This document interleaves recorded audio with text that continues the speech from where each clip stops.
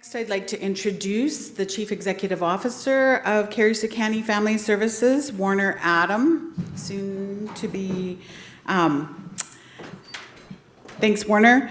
And so he is here to deliver a welcome and his CEO report. Thanks, Warner.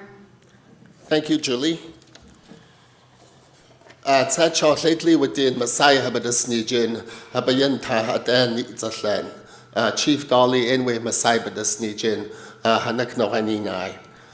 Out the at the end 32 years waan Nanilke Hondli, Latlai at the end Nitzatlan.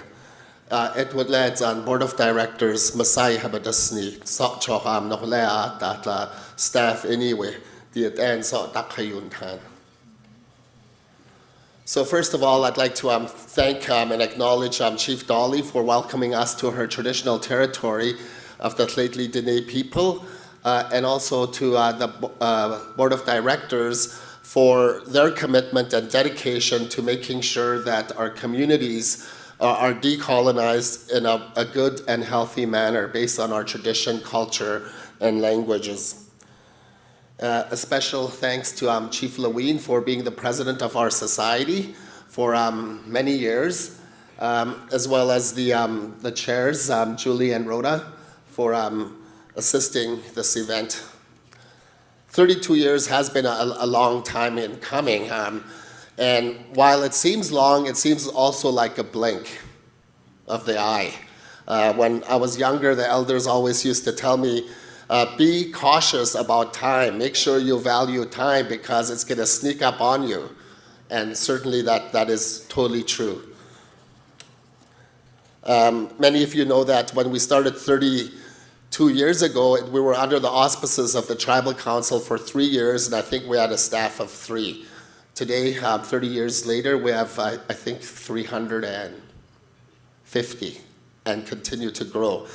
And as I usually tell our chiefs that in the beginning of this journey, while we start asserting more authority over child and family services and health, the agency will see a spike in its administration. And hopefully, as the nations gain more capacity and redesign the programs to ensure that there are proper spaces built for children, they would be able to take over components of both health and child and family services at their choosing.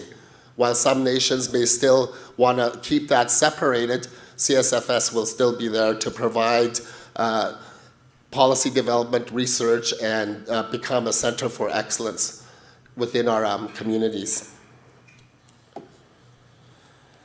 So at CSFS, we last year during COVID, we embarked upon a planning session because I think that was actually one of the good things for COVID. We minimized our travel and we stayed home and did some thinking about what it is that we've done good, what were our challenges, and what are the needs in our communities.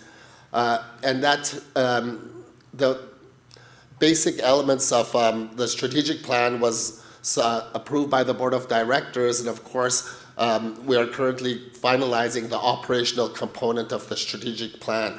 And this strategic plan will guide us for the next 5 to 10 years with, of course, balance and checks each year. Historically, we weren't afforded proper funding to look at data. And data is all the records we keep around client intake, the progress of clients, and to measure how well they're doing. With the CHRT rulings, we now have funding to design our own data management system so that we could review what type of issues or challenges that many of our people face in a data system that would provide us a predictable environment. For example, let's say Chislada, there's a huge increase on some chronic illness, would be able to tell what that illness would be. In another community, it might be teen pregnancies.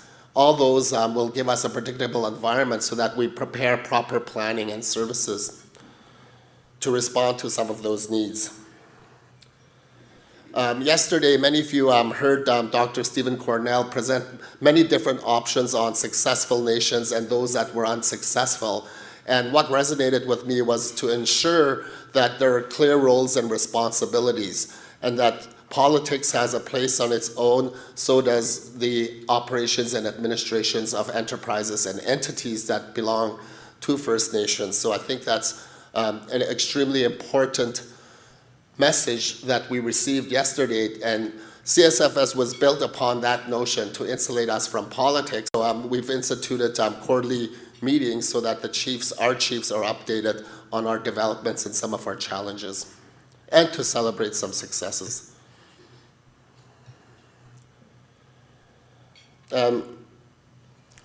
Also, I was talking to Chief Martin Louis, and he said,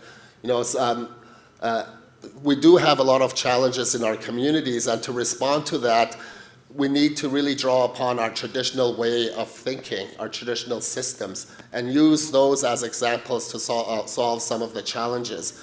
And his basic message was we need to kind of decolonize our own mind as well when we move forward in working with community. So we need to quit thinking like white people. So I think what he means is that we've learned so much and so many tools at universities that we forget to cherish our own principles and philosophies and ways of doing things. So at CSFS, we work very hard to hardwire culture into our day-to-day operations and also into our planning. For instance, in the redesign of our child welfare systems, we will be calling upon the matriarchs to really help guide the development of the new reform Carrier-Secani child welfare system that would further inform the CSFS First Nations child welfare laws and legislation. And in order to do that, I spoke about capacity building and the importance of capacity building. When we're dealing with the lives of our people, we are dealing with human beings, we're dealing with emotions, we're dealing with feelings, we're dealing with their well-being. And as such, those interactions require specialized training. And at CSFS, we do have that. What we wish to do is to start building the skill level at the community level. We have started, and I'm sure Mary will probably speak on this, with accrediting our own social workers through one of the Educational Institute. I believe we have 3 cohorts going at the same time. Mabel also worked with another institute to educate and certify early childhood educators. So, and we hope to start with a nursing cohort moving forward, because I truly believe that growing our own, we would be able to sustain our workforce for the next 15, 20 years when I collect a pension check.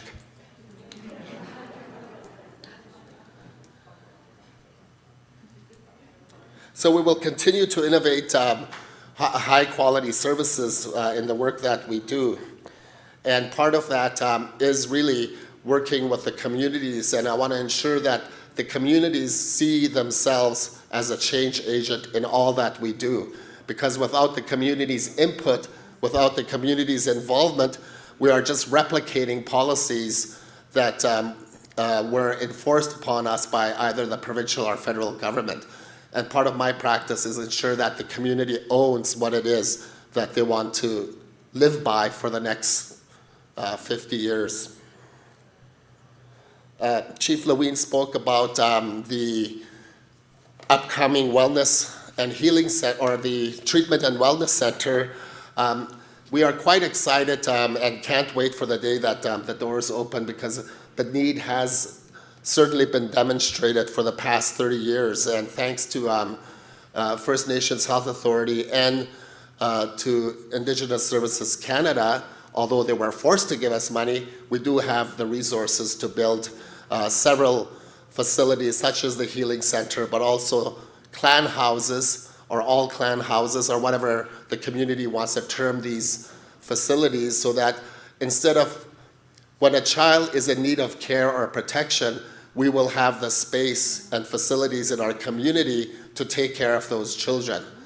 That doesn't only take the physical space of a building, but it also necessitates a training component to retrain our people to parent in a traditional way so that they create the good space and stage for that child to thrive. So instead of apprehending a child and placing them into a non-native foster home, which costs minimum $60,000, we could reinvest that fund into our own community so that our own clan members can really regain their rightful control to take care of our own children in a safe environment.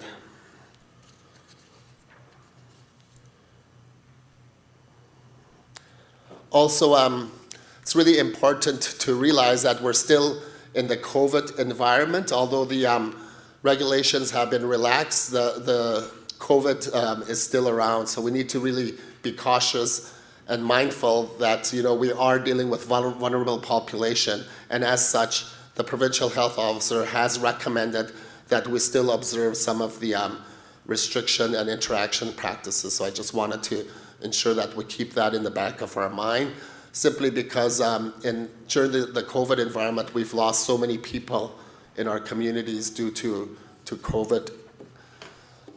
So with that, again, I thank the Board of Directors, the chiefs, the councillors, as well as my staff for another year of hard work. I know it's been very challenging at times, but definitely we keep moving and blazing the trail. Masai Cho. And I noticed, Travis, you probably didn't get the memo that today is picture day. I don't see you with your suit. Masai.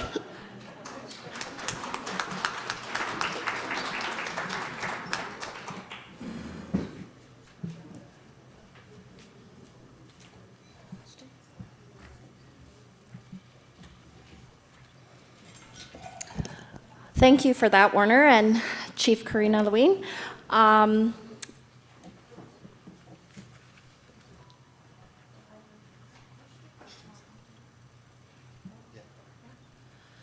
So we'll have a brief question and answer period. Are there any questions on the floor for Warner or Karina? No? All right, let's keep on track then. Oh, sorry, anything virtually? Oh, okay, there's a comment from Emma Rose Smith on Facebook. Congratulations, Warner. You're doing a wonderful job in the advancement of our people. You are doing everything right. You hire our people and then help with their continuing education. It helps make employees feel better of themselves, and they are qualified to help community. So thank you, Rose.